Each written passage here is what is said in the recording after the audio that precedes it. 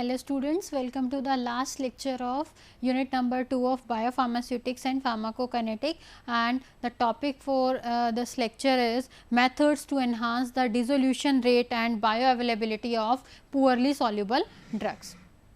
Okay. Now, first of all, what are the reasons for low bioavailability? What are the causes of low bioavailability? So, as far as the definition of bioavailability is concerned, a drug product that is having the poor bioavailability, the two reasons can be there. First is its poor aqueous solubility or the slow dissolution rate, and second reason can be its poor permeability. Okay. So, the another reasons of low bioavailability is, first is the poorly water soluble and the slowly absorbing oral drugs. Second reason can be the insufficient time for absorption in the GIT, or the less residence time we can say also, and the poor dissolution or because of highly ionized and polar nature, age, stress, disorder, surgery etc., chemical reactions, or we can say first pass metabolisms. So, these are the different reasons that can contribute to the low bioavailability. Now, the both solubility and permeability of the drug depends upon the physicochemical characteristics, and based on the intestinal permeability and the solubility, the scientist named Amidon et al. This scientist has characterized or has divided the drug product into four different classes, that is class 1, class 2, class 3 and class 4. In the class 1 there is high solubility and high permeability, in the class 2 there is high solubility and there is low solubility and high permeability. In the class 3 there is high solubility and low permeability, and in the class 4 there is low solubility and low permeability. Okay. The example for class 1 includes the propranolol, metoprolol. In the class 2 the examples are piroxicam and naproxen. In the class 3 ranitidine, cimetidine is there, and the class 4 furosemide, hydrochlorothiazide is there. Okay. So, as far as class 1 is concerned, a drug is when a drug is said to be high soluble. If a drug or if a dose volume of the drug is solubilized in not more than 250 ml, then it is considered as the high solubility. Okay. If the requirement of volume requirement of a fluid that is used to dissolve the dose is more than 250 ml, then it is said to be the low solubility. Okay. So, on the basis of this criteria, the drug substances are classified into 4 different classes: class 1, class 2, class 3 and class 4. Okay. So, as far as class 1 is concerned, in the class 1 there is no major challenge for the immediate release product, but in case of controlled release product some limitations or some criteria should be checked. Next, class 2 drug, in which the drug substances are having the low solubility and high permeability. So, in this the formulations that are designed the formulation designed for the drug product that falls in the class 2 category, they they have to overcome the solubility parameter. Means, whenever we are going to design the formulation for class 2 drug, we have to incorporate certain solubility enhancers, or we have to work on the enhancement of solubility, or we have to work on the dissolution characteristics. Okay. We have to improve the dissolution dissolution parameter. Okay. Now, next is the class 3 drug, in which there is high solubility and low permeability. Okay. So, in this the approach will be to enhance or to increase the permeation across the membrane. Okay, because in this the drugs are having the lower permeability. For this, various types of penetration enhancers can be used, or drug can be entrapped in type of in a polymer also that can easily penetrate across the membrane. Okay. So, various approaches that can increase the permeability should be opted in the class 3 drug. Now, class 4 drug, for example, furosemide or hydrochlorothiazide. In these category, the combination of strategies that are opted in class 2 and class 3 can be used to improve both the dissolution as well as the permeability characteristics. Okay. See, another class, that is a class 5 drug, is also here. In the class 5 drug, these are those drugs that are metabolically or chemically unstable, and because of this their bioavailability is limited. Okay. So, in the class 5 drug, the approach can be to enhance their stability by use of certain prodrug design, or enteric coating can be there, or the enzyme inhibition study can be there, or certain lipid technologies can be used to enhance the bioavailability. Okay. Now, we are having approaches to overcome the bioavailability. We are having 3 different approaches. First is the pharmaceutical approach, second is the pharmacokinetic approach, and third one is the biological approach. So, first approach is the pharmaceutical approach. So, pharmaceutical approach is concerned with the pharmaceutical parameters. For example, the drug solubility, drug dissolution, drug permeability, drug stability, or gastrointestinal retention. Whenever we have to work on the pharmaceutical approach, we have to work on enhancement of drug solubility or dissolution rate, enhancement of drug permeability, enhancement of drug stability, and enhancement of gastrointestinal retention. Okay. So, first approach is the enhancement of drug solubility, that is covered under the pharmaceutical approach.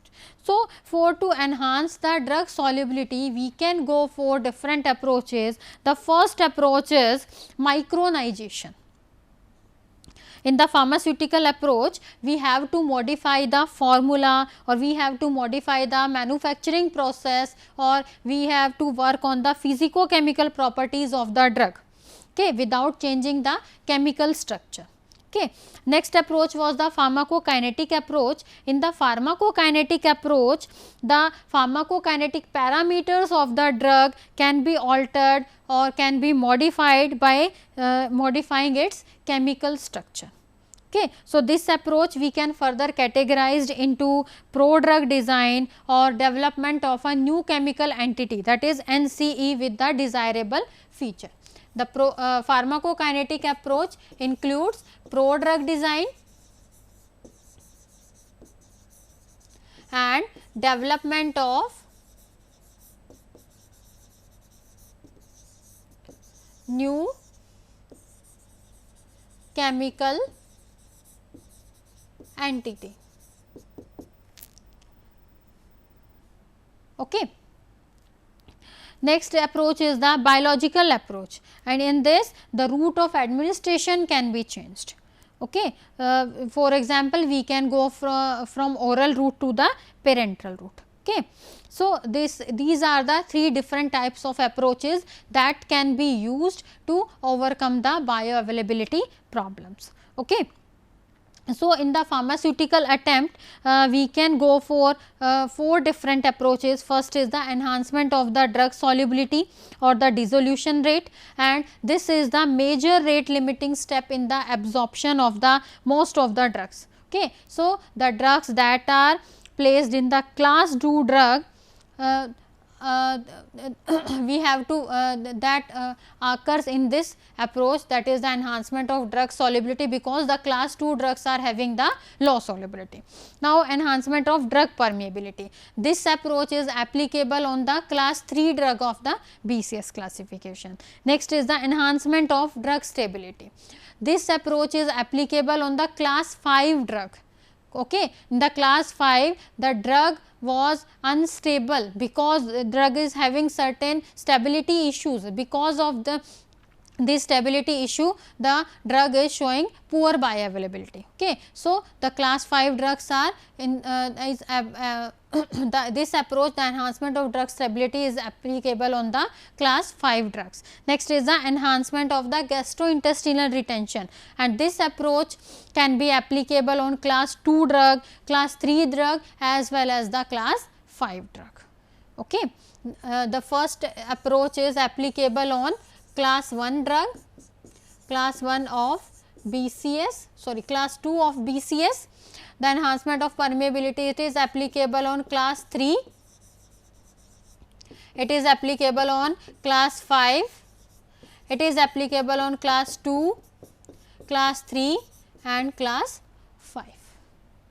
Okay. So, these are the different pharmaceutical approach that can be used to increase the, or that can be used to overcome the bioavailability related problems. So, first approach, that is the enhancement of drug solubility, and it is applicable to the class 2 drugs. Okay. The first approach is micronization. So, as the name indicate, the micronization means this is the process that involves the reducing the size of the solid drug particle to 1 to 10 microns. Okay. So, by spray drying we can say, or by the use of some air attrition method, by the use of fluid energy mill or jet energy mill. Okay. So, this process is also called as the micro milling. Okay. The example of the drugs whose solubility can be increased by micronization includes the griseofulvin. Okay. Now, how solubility is increased? Because whenever we are going to reduce the size of the drug particle, then its surface area will be increased. Okay. The more surface area or more contact of the drug will be there with the dissolution medium. So, that is why the solubility can be increased, and if the solubility is increased, its bioavailability will be increased, because in this this approach the drugs that are having the less solubility or less dissolution, in this class the bioavailability is limited because of the less solubility, and if we improve the solubility, its bioavailability will be ultimately its bioavailability will be improved. Okay, or the problem related to the bioavailability will be overcome. Now, next approach is the nanonization. So, as the name indicate, in this the drug particles are converted to the nanocrystals, or we can say they are converted to their nanoforms. For example, they should be converted to the sizes range between the 200 to 600 nanometer. Okay. For example, the amphotericin B. In this approach, in the nanonization approach, nano suspensions can be formulated. Okay. And this approach can be used to formulate the nanoparticles. Okay. Next is the SFR. SFR is the supercritical fluid recrystallization. Okay. So, the supercritical fluid recrystallization is the another approach, or it is a novel nanosizing and solubilization technology whose application has increased in the recent years. Okay. In this, where supercritical fluid is used, for example, carbon dioxide, and this supercritical fluid is used to enhance the solubility. Okay. Next is the spray freezing into liquid, that is the SFL. What is SFL? Spray freezing into the liquid, and in this technique involves the atomizing an aqueous organic or aqueous organic co-solvent solution or emulsion or a suspension containing a drug and the pharmaceutical excipients directly into a compressed gas. Okay. And with this approach, the solubility of drug can be enhanced. Next is the EPAS, that is the evaporative precipitation into the aqueous solution. Okay. With this approach also, the drug solubility can be enhanced. If drug solubility is increased, its dissolution will be improved, and if dissolution is improved, ultimately bioavailability will be enhanced. Next approach is the use of surfactants. Okay. See, the surfactants are very useful for the absorption enhancer, and they can enhance both dissolution rate as well as the permeability of the drug. Okay. They can enhance dissolution rate by promoting the wetting or by penetration of the dissolution fluid into the solid drug particle, and they are generally used in the concentration below their CMC, that is the critical missile concentration. Okay. Next is the molecular encapsulation with the cyclodextrins. See, the encapsulation or the complexation phenomena can also be used to increase the solubility. The cyclodextrin is a substance that is having the good aqueous good solubility. So, if drug substance is encapsulated or is complexed with the cyclodextrin, then ultimately its solubility will be improved, and because of the improvement in the solubility, its dissolution will be improved, and if dissolution is improved, ultimately its bioavailability will be improved. The another approach is the use of salt forms. Okay. See, salts have improved solubility and the dissolution characteristics in comparison to the original drug. So, if we convert a drug substance into their salt form, then its drugs then its solubility will be enhanced. Okay. Next approach is use of precipitation inhibitors. Okay. The precipitation inhibitors can also be used to enhance the solubility. Okay. Next is alteration of the pH of the drug microenvironment. Okay. So, this can be achieved in two ways. First is the in situ salt formation, and second is the addition of buffers to the formulation. By these two approaches, we can alter the pH of the drug microenvironment and the solubility can be improved. Next technique is the solvent deposition technique, precipitation technique, solid solution and solid dispersion techniques.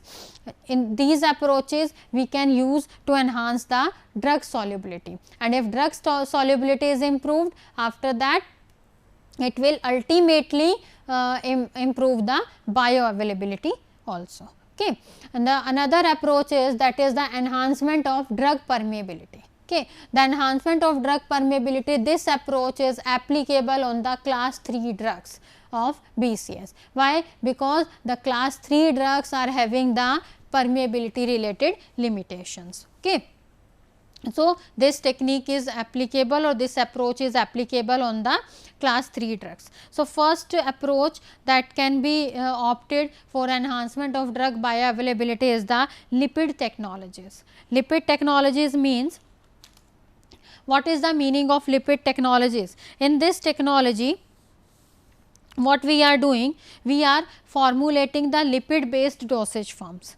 Okay. In this, we can go for 3 or 4 different type of system: type 1 system, type 2, type 3 and type 4 system. First type of system or first type of formulation are the oil based formulation. Okay. As we know, the oil based formulations can better permeate across the membrane. So, if we formulate the oil based formulation there of drug product, then its permeability will be improved and ultimately the bioavailability will be improved. So, in case of lipid technologies, we have to formulate the lipid based formulations, for example, the self microemulsifying drug delivery system or self emulsifying nano drug delivery system, or we have to formulate the emulsions, micro emulsions, suspensions, nano suspensions. Okay. Sorry, suspension emulsion. Okay, because we are going for lipid based technologies. Okay. So, in the lipid technologies, we have to we can go for 4 types of formulation. First one is the type 1 formulation, type 2, type 3 formulation and type 4 formulation. In the type formulation, the formulations are simply oil based.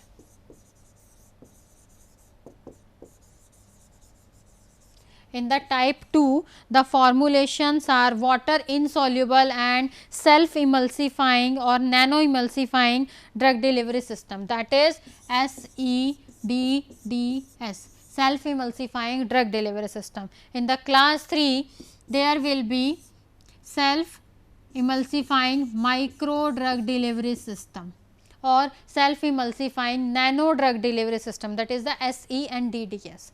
Next is the class 4 drug. These are oil free formulation.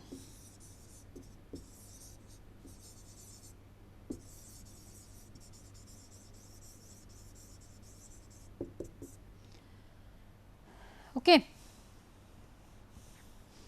So, with the increase in the number of emerging hydrophobic drugs or the lipid soluble drugs, we can go for several lipid based formulations that can be designed to improve their bioavailability, or a combination of different mechanisms can be used. In this approach, various physicochemical or physiological mechanism can be induced. In the physicochemical, the enhanced dissolution and solubility is there, and in case of physiological, the potential mechanism can be increased intestinal blood flow, decreased luminal degradation, or increased intestinal membrane permeability. Okay. So, to increase the membrane permeability, we can go for certain lipid based formulations, and these lipid based formulations, Potten has classified 4 different types of lipid based formulation: type 1, type 2, type 3 and type 4.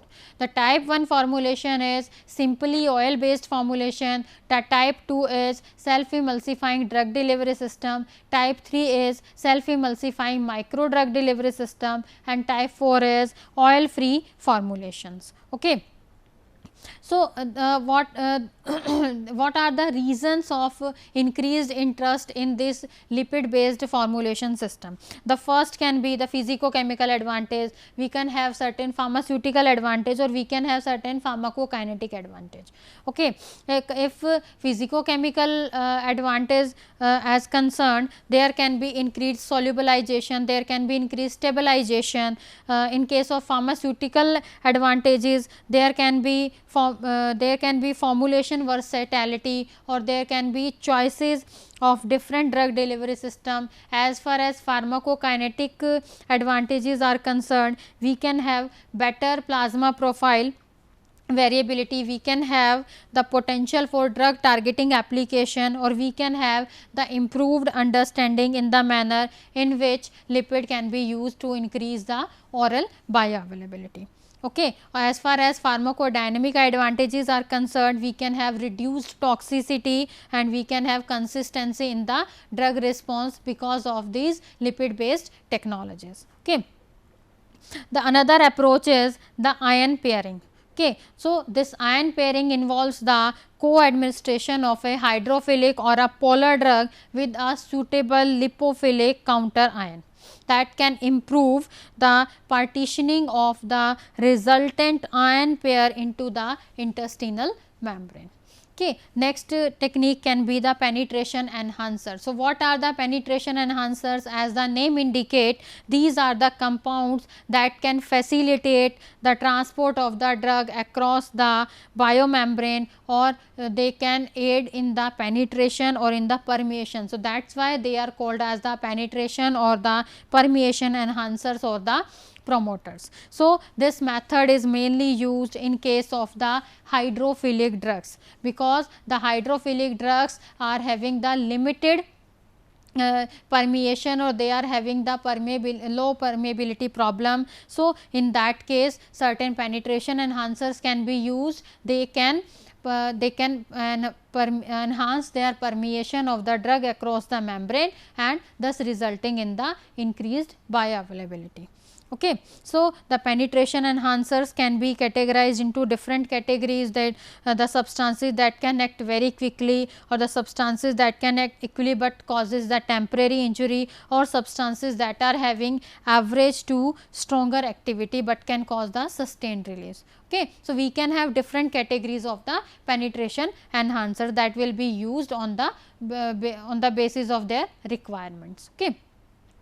And the last approach is the enhancement of the drug stability. Okay. So, for the enhancement of drug stability, certain enteric coated formulations can be used, certain complexation can be used, metabolism inhibitors can be used. So, as far as enteric coating is concerned, the enteric coating system includes the polymeric coating that is insoluble in the gastric medium.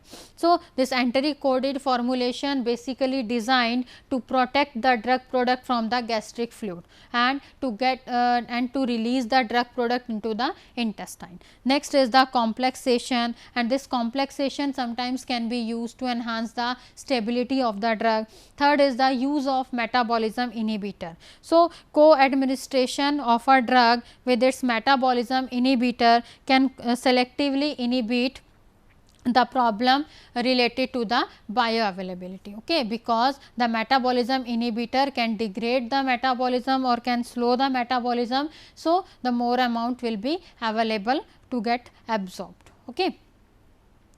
Next approach is the enhancement of gastrointestinal retention, and this approach includes the increased contact with the epithelial surface, the prolonging residence time in the stomach or the delaying intestinal transit system. Okay. So, for the enhancement of gastrointestinal retention, the gastro-retentive drug delivery system can be designed to delay the gastric emptying rate, and to delay these gastric emptying rate or to promote the gastro retention, we can have three different approaches. First is the we can increase the contact with the epithelial surfaces, second is we can prolong the residence time of the drug in the stomach, and third is the we can delay the intestinal transit. Okay. So, these are the different approaches that can directly or indirectly related to the bioavailability problem, and by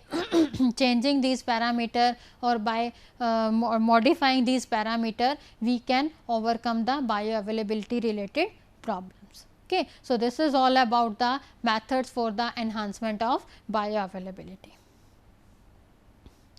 Thank you.